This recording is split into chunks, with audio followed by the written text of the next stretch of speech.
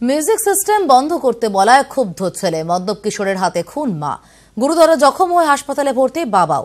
রবিবার রাতের ঘটনায় চাঞ্চল্য পেংলার টুঙ্গুর গ্রামে। নেশা করে বাড়ি ফিরেছিল বছর 15 ছেলে, তারস্বরে চলছিল মিউজিক সিস্টেম।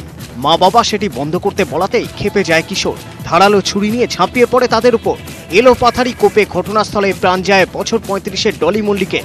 গুরুতর জখম হন তার স্বামী মুরলী মল্লিক। ও একটু বলছে যে আরে বক্সটা বন্ধ কর না, যখনই বলতে গেছে তখনই বলছে যে চিরতরে বক্সটা বন্ধ করে দিচ্ছে বলে সামনে ছুরি ছিল, মাকে সরাসরি গেঁথে দিল একদম পেটের মধ্যে দুবার। পরবর্তী পর্যায়ে বাবাকে যেখানে সেখানে করে। স্থানীয়রাই মুরলীকে উদ্ধার করে হাসপাতালে ভর্তি করে। রাতে কীর্তিমান ছেলেকে গ্রেপ্তার করে পিংলা থানার পুলিশ। পিংলা থেকে সৌমিক মজুমদার, নিউজ 18 বাংলা। দাড়িভিট স্কুল চালু নিয়ে অচলাবস্থা অব্যাহত। ভারপ্রাপ্ত জেলা বিদ্যালয় পরিদর্শকের অনুপস্থিতিতে ভেস্তে গেল বৈঠক। নিহত 2 ছাত্রের পরিবারের দাবি, সিবিআই তদন্ত না হলে অচলাবস্থা চলবে। ইসলামপুরের দাড়িভিট স্কুলের জট কাটাতে সোমবার আলোচনায় বসার সিদ্ধান্ত নেয় প্রশাসন। সেই মতো স্কুলের হাজির হন স্কুল পরিচালন সমিতি, পঞ্চায়েতের প্রতিনিধি, অভিভাবক প্রতিনিধিরাও বৈঠকে যোগ দেন। কিন্তু ভারপ্রাপ্ত জেলা বিদ্যালয় পরিদর্শক গড়হাজির থাকেন। ডিআই ফোনে জানান অন্য কাজে ব্যস্ত থাকায় তিনি স্কুলে যেতে পারবেন না, যার জেরে বাতিল হয়ে যায় বৈঠক। বিষবাও চলে পঠন পাঠন।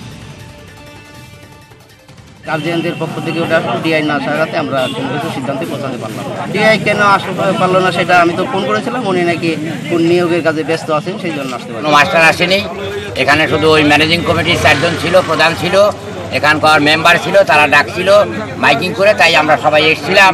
যাদের আসার কথা ছিল তারা আসেনি, তাই আমরা কিছু বলতে পারলাম না। বৈঠকের কথা জেনে সকালেই স্কুল গেটের সামনে অবস্থানে বসেন নিহত 2 ছাত্র রাজেশ সরকার ও তাপস বর্ধনের মা। শামিল হন গ্রামের কয়েকজন মহিলাও। তাদের দাবি, সিবিআই তদন্তের নির্দেশ না দেওয়া পর্যন্ত স্কুল খোলা চলবে না। আমার নির্দোষ তাপসকে গুলি করে মারা হয়েছে, তার ন্যায় বিচার চাই, সিবিআই তদন্ত চাই। এই পরিস্থিতিতে 6ই সেপ্টেম্বর ইসলামপুরে সভা করবে বিজেপি, যার অনুমতি এখনো মেলেনি। অনুমতি না পেলে জোর করে সভা করা হবে বলে হুঁশিয়ারি দিয়েছেন বিজেপির রাজ্য সভাপতি। আমাদের ওখানে সভা করার কথা ইসলামপুরে, তার জন্য চেষ্টা চলছে, আমিও যাব বলে বলেছি। অনুমতি হলেই হবে। অন্য কোনো প্রোগ্রাম হবে, যেমন ওখানে ধর্ণা চলছে সেভাবেই চলবে, আন্দোলন চলবে। জানিয়ে বিজেপিকে কটাক্ষ করেছেন পার্থ চট্টোপাধ্যায়। তার অভিযোগ, ঘটনার পিছনে যে বিজেপির ইন্ধন রয়েছে তার প্রমাণ মিলছে। নিজেরাই পরিস্থিতি তৈরি করে নিরীহ 2 ছাত্রকে খুনের ব্যবস্থা করায়, নিজেরাই বহিরাগতদের নিয়ে এসে স্কুলের ভেতরে ঢুকে লন্ডভন্ড ভেঙে চুরে তছনছ করে। বিজেপির পশ্চিমবঙ্গের ইতিহাস হচ্ছে লন্ডভন্ড দল। স্কুলের অচলাবস্থা কাটাতে উপযুক্ত ব্যবস্থা নেওয়া হবে বলে জানিয়েছেন শিক্ষামন্ত্রী। এদিনই দিল্লিতে রাষ্ট্রপতির সঙ্গে দেখা করেন নিহত 2 ছাত্রের পরিবারের সদস্যরা। বিজেপির উদ্যোগে রাষ্ট্রপতির সঙ্গে কথা বলেন তারা।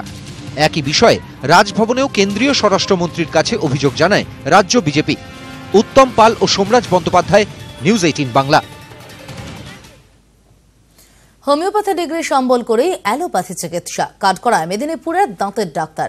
সাংবাদিকের হাতে ধরা পড়ে ছেড়ে দে মা কেঁদে বাঁচি দশা। অভিযোগ পেয়ে ব্যবস্থা নেওয়ার আশ্বাস পুলিশ সুপারের।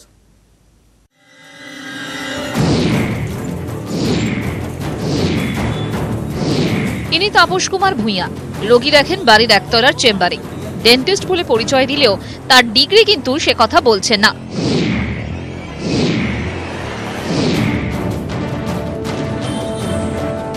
দাঁতের সমস্যা নিয়ে তাপসের কাছে গিয়েছিলেন সুদীপ্ত দাস। ডাক্তারবাবুর আচরণে সন্দেহ হয় তার। চেপে ধরতেই ঝুলি থেকে বেরিয়ে পড়ল বিড়াল। সত্যি কথা বলছি, বিএইচএমএস কলেজে মেদিনীপুর থেকে করে প্র্যাকটিস করতে একদিন করে যেতাম, গিয়ে প্র্যাকটিস করছি, এইভাবেই চলছে আর কি টুকটাক করে। আপনার এই যে রেজিস্ট্রেশন নাম্বারটা, এটা কোন কাউন্সিলের রেজিস্ট্রেশন? ওটা হোমিওপ্যাথি কেন লেখা নেই এখানে? নিয়ম বলছে হোমিওপ্যাথি ডিগ্রিধারীর অ্যালোপ্যাথি ওষুধ প্রেসক্রাইবের বা দাঁতের চিকিৎসা করার কোনো অধিকারই নেই। রবিবারই মেদিনীপুর কোতোয়ালি থানায় গোটা ঘটনা জানান সুদীপ্ত। সোমবার তার অভিযোগের ভিত্তিতে এফআইআর করা হয়। বিষয়টি থানার তরফে সরাসরি জানানো হয় পুলিশ সুপারকেও। আমরা যেটা হোমিওপ্যাথি কাউন্সিল আছে ওনার কাছ থেকে এই সম্বন্ধে ক্ল্যারিফিকেশন নিয়ে নেসেসারি পদক্ষেপ যে আছে ভবিষ্যতে ওটা নেব। এই ঘটনার পর আর চেম্বার খোলেননি ডাক্তারবাবু। তার বাড়ির দরজা জানলাও ভিতর থেকে বন্ধ। তিনি বা তার পরিবারের কেউ আদৌ ভিতরে রয়েছেন কিনা জানা নেই কারণ। মেদিনীপুর থেকে সৌমিক মজুমদারের রিপোর্ট, নিউজ 18 বাংলা।